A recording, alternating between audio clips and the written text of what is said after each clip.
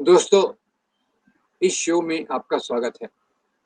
आज हम बात करेंगे समाज में जो नफ़रत फैलाई जा रही है, उसके बारे में। वैसे मैं आपको बताना चाहूँगा कि समाज में ज़्यादातर जो धारणाएँ प्रचलित होती हैं, वो समाज के कमज़ोर तबकों के खिलाफ होती हैं। जैसे अभी तक समाज में आम रूप से दलितों को, स्त्रियों को एक नीची नज़र से देखा जाता था और ऐसा माना जाता था कि ये लोग काबिल नहीं हैं, शिक्षा के लायक नहीं हैं और दूसरी चीज़ों के अधिकार के लायक नहीं हैं। ये यहाँ तो सदियों तक ये बात चलती रही और आज़ादी के आंदोलन के दौरान और आज़ादी के बाद इसमें थोड़ा-सा एक बदलाव आ रहा है और इसकी तीव्रता, इंटेंसिटी पहले से थोड़ी कम हो रही है।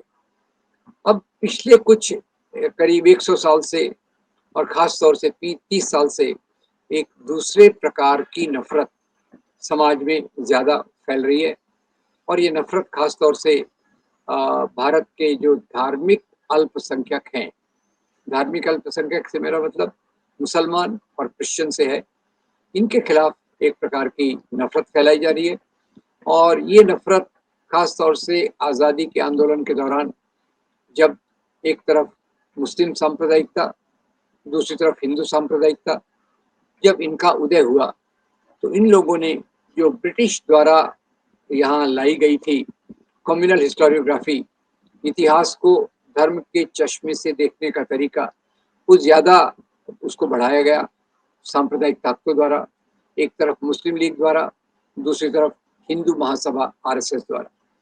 और इसके कारण समाज में जो नफ़रत फैली, नफ़रत का आधार कुछ गलत समझ होता है, मिसकंसेप्शंस, मिथ्स, बायसेस, मिथक होते हैं और इसके कारण नफ़रत फैलती है। नफ़रत जब फैलाते हैं तो उसके कारण दंगे करवाए जाते हैं।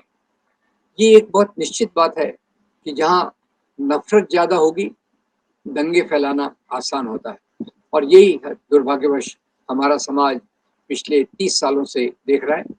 मैं ज़्यादा विस्तार में न जाते हुए इतना बताऊँगा कि पहले मुसलमान राजाओं ने जो काम किया, उसको एक गंदे तरीके से, अंधकारमय तरीके से, नकारात्मक तरीके से बताकर आज के मुसलमानों के खिलाफ नफ़रत का फैलाने का सिलसिला शुरू किया गया और इसमें जो मुख्य रूप से 2 बातें, कई बातें कही गई, जैसे मुसलमान राजा आक्रामक थे, विदेशी थे, ये धर्म विदेशी है, ये धर्म खराब है। मुसलमान राजाओं ने यहाँ के मंदिरों को तोड़कर हिंदू धर्म का अपमान किया और दूसरी तरफ से उन्होंने तलवार की नोक पर इस्लाम को फैलाया। इसके बारे में हम बातचीत कर चुके हैं कि कैसे ये जो सब बातें कही गई, उसमें कोई सच्चाई नहीं है और ये एक विशेष प्रकार से एक तरीके से, सिलसिलेवार तरीके से व्यक्ति, स्कूल, शाखाएँ, पुस्तकें, शिक्षा के स्थान, मीडिया, व्हाट्सएप मीडिया और इन सब के द्वारा फैलाया जाता है। अब ये चीज़ों पर मैं कई बार चर्चा कर चुका हूँ कि मंदिरों का तोड़ा जाना, मुसलमान राजाओं ने मंदिर तोड़े, हिंदू राजाओं ने भी तोड़े। मुसलमान राजाओं ने मंदिर तोड़े, मुसलमान राजाओं ने मस्जिदों को भी तोड़ा और उसी के साथ-साथ ये भी बात हम बताने की कोशिश करेंगे, बताया पहले भी कि मंदिर जो तोड़े गए ख़ास तौर से उनके पीछे संपत्ति और सत्ता का उद्देश्य मुख्य था। मंदिरों में संपत्ति होती थी, कई मुसलमान राजा उसको तोड़ते थे और ये दावा करते थे कि वो मूर्तियों को तोड़ने आए। कश्मीर के राजा हर्षदेव ने एक विशेष ऑफिसर का पद खड़ा किया, जिसका काम ही था मंदिरों से सोने की मूर्तियाँ, सोने के आभूषण जहाँ हैं, उनको लेकर जाना और अपने दरबार में जमा करना। तो खैर, दूसरी तरफ से 2 राजाओं के बीच की जो लड़ाई होती थी, उसमें जीतने वाला राजा हारने वाले राजा के प्रतीक धर्मस्थल को भी तोड़ता था। तो ये एक बात थी जिसके ऊपर बहुत विवाद चला और आज भी उसके कारण नफ़रत फैलाई जाती है। बाबरी मस्जिद को गिराया गया, काशी में अभी कॉरिडोर खोला गया और इसके पीछे समाज की पूरी ताकतों को लगाया जा रहा है। दूसरी तरफ कल इस्लाम के फैलने के बारे में, यहाँ फैलने के बारे में, कश्मीर में फैलने के बारे में बहुत सारी बातें की गई, जबकि स्वामी विवेकानंद बताते हैं कि धर्मांतरण मुख्य रूप से हुआ वो जाति व्यवस्था के अत्याचार से बचने के लिए किया। और वैसे ही कश्मीर के एक लेखक नारायण कौल की किताब भी यही बात बताती है कि वहाँ जो ज़्यादा इस्लाम फैला वो सूफी संतों के प्रभाव से फैला और उन लोगों ने इस्लाम को स्वीकार किया जो जाति और वर्ण व्यवस्था के अत्याचार से ज़्यादा पीड़ित थे। तो खैर ये नफरत फैलाने का एक सिलसिला पिछले 30 साल में इसने एक बहुत भयंकर रूप धारण कर लिया है। और इसमें अभी जैसे कोरोना आया, कोविड आया, दुनिया भर में आया और उसका जो प्रसार हुआ उसमें भारत का एग्जाम्पल देखिए। तो भारत में कनिका कपूर यूरोप से आई थी, उसने कार्यक्रम किए, वो एक सिंगर है। और एक सिख ग्रंथी आए थे, उन्होंने भी बहुत कार्यक्रम किए। डोनाल्ड ट्रम्प, नमस्ते ट्रम्प नाम का प्रोग्राम हुआ। इन सब के कारण लोगों का मेल जोल बढ़ा और जो सोशल स्प्रेड हुआ। और दोष किसको दिया गया? दोष तबलीगी जमात को दिया गया। इसको कोरोना जिहाद किया कहा गया क्योंकि तबलीगी जमात की एक मीटिंग दिल्ली में हो रही थी और उस मीटिंग के ऊपर पूरा दोष डाला गया। ये एक प्रकार का तरीका है और उसी के चलते फिर कोरोना जिहाद और उसको चलकर आगे लैंड जिहाद, लव जिहाद, यूपीएससी जिहाद और अलग अलग तरीके की जिहाद को शुरू करके नफरत इतनी फैलाई गई कि आज कहा जा रहा है कि मुसलमान व्यापारियों से को बायकॉट किया जाए, उनके साथ व्यापार न किया जाए और दूसरी चीज़ें की गई। अब ये चीज़ें चली रही थी कि सांप्रदायिक राजनीति जो है वो समाज के विकास की बात नहीं करती, उसके लिए यही मुद्दे ज़्यादा चलते हैं। और इसीलिए उन्होंने अभी हम देखेंगे तो कर्नाटका में हिजाब का मुद्दा, फिर हलाल का मुद्दा, फिर अभी लाउड स्पीकर का मुद्दा, ये मुद्दों को लेकर एक प्रकार से समाज में तनाव पैदा किया जा रहा है, नफरत पैदा की जा रही है। अब जहाँ तक हलाल के मीट का सवाल है, ये अपनी अपनी चॉइस है, अपना अपना चुनाव है, आप किस प्रकार से खाते हैं उसका कोई बंधन हमारा संविधान आप पर नहीं डालता। भारत की सभ्यता एक उदार सभ्यता रही है। भारत में मेल जोल के तरीकों में एक दूसरे के तरीके को स्वीकार किया गया है और उसके आधार पे ये कहना बहुत मुश्किल है कि क्या चीज़ लोगों ने खाना चाहिए या नहीं खाना चाहिए। कपड़ों के बारे में हिजाब के मामले में आया। अब ऊपर से हमारे धार्मिक त्योहारों में लोगों की आदत है कि वो लाउड स्पीकर का इस्तेमाल करते हैं, अजान में भी इसका इस्तेमाल करते हैं। निश्चित रूप से मैं मानता हूँ कि कई जगह अजान के कारण लोगों को तकलीफ होती है, पर ये एक ऐसा मुद्दा है जिसको सामाजिक वार्तालाप के माध्यम से हल किया जा सकता है और उसके आधार पर इतना बड़ा नफरत का जो प्रसार किया जा रहा है वो हमारे समाज की एकता के लिए, बंधुता के लिए, हमारे संविधान के मूल्यों के लिए उचित नहीं है। सवाल ये है कि हम तो अगर हिंदू धर्म तो वसुधैव कुटुंबकम की बात मानता है। वसुधैव कुटुंबकम में आप पूरी दुनिया को अपना परिवार मानते हो और जब आप पूरी दुनिया को अपना परिवार मानते हो तो इन चीज़ों के आधार पे लोगों से नफरत करना ये बिल्कुल गलत है।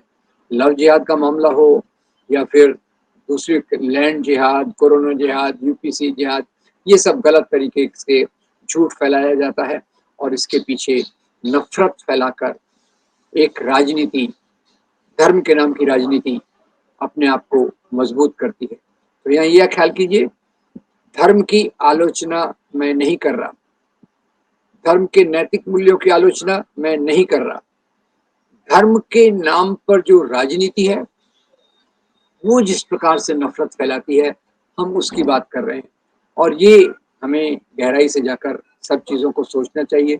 ये जो पूरी चीज़ हो रही है, नफरत फैलाने का काम, ये सांप्रदायिक ताकतें कर रही हैं।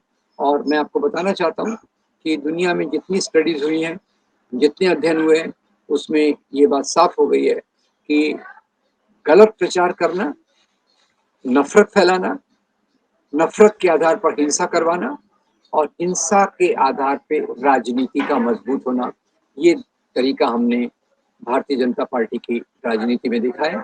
जब से राम मंदिर का मुद्दा आया उसके बाद से लगातार उन्होंने जो यात्राएं की, जो नफरत फैलाई, जो दंगे करवाए, उसके कारण समाज में एक प्रकार से हमारी सब प्रक्रियाओं पे रोक लगी है और ये हमारे समाज के विकास के लिए एक बहुत खराब बात है।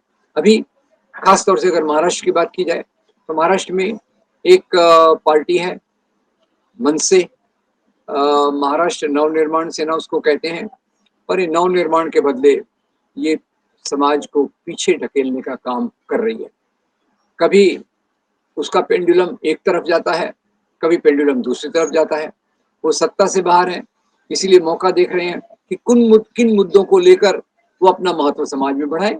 अचानक इतने सालों बाद उनको लाउड स्पीकर की याद आई और उस लाउड स्पीकर के जवाब में वो हनुमान चालीसा का पाठ करने की बात कर रहे हैं। इसमें उनको कोई रुचि नहीं है कि समाज में क्या होता है, क्योंकि हमारे समाज में भोंगे का इस्तेमाल अगर आप देखें, लाउड स्पीकर का इस्तेमाल देखें, तो सभी कार्यक्रमों में होता है। वो हमारे कोई भी धार्मिक कार्यक्रम हो, कोई भी सांस्कृतिक कार्यक्रम हो, सब में होता है।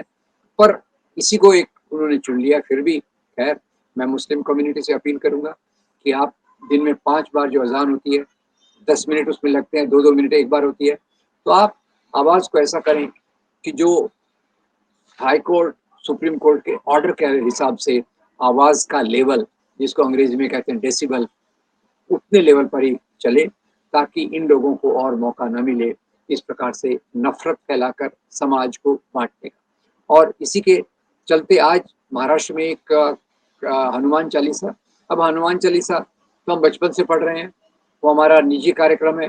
उसको इस प्रकार से, जैसे पहले महाआरती खड़ी की गई सांप्रदायिक दंगों के दौरान 1992-93 मुंबई में, वैसे अभी हनुमान चालीसा का सार्वजनिक पाठ शुरू करने की बात की जा रही है, जो अपने आप में समाज को बांटने की एक बहुत निंदनीय कोशिश है। हनुमान जी का आदर होना चाहिए, हनुमान चालीसा पढ़ना चाहिए, पर वो इस प्रकार से दूसरों को डराने के लिए, दूसरों के मुकाबले के लिए, समाज में नफरत फैलाने के लिए नहीं होना चाहिए। हमारे देवी देवता हमें प्यार का संदेश देते हैं और उनके नाम पर समाज में नफरत फैलाना, ये उनका, हमारे समाज का सही तरीका नहीं होना चाहिए। जो धार्मिक कार्यक्रम हैं, धार्मिक कार्यक्रमों का उद्देश्य समाज के अलग तबकों को जोड़ने के लिए होना चाहिए, बांटने के लिए नहीं होना चाहिए।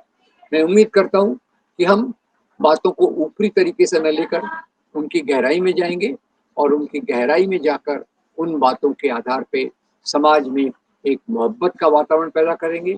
जैसे महात्मा गांधी अपनी सभाओं में सर्वधर्म प्रार्थना करते थे, सभी धर्मों के नैतिक मूल्यों के आधार पे कार्यक्रम करते थे, हमें भी उसी रास्ते पर चलने की जरूरत है, ताकि हमारा समाज एक बेहतर समाज बन सके, शांतिपूर्ण समाज बन सके। मैं उम्मीद करता हूँ कि आपको ये वीडियो पसंद आया। अगर आपको पसंद आया तो इसे जरूर लाइक करके आगे फॉरवर्ड कीजिए। Thank you very much.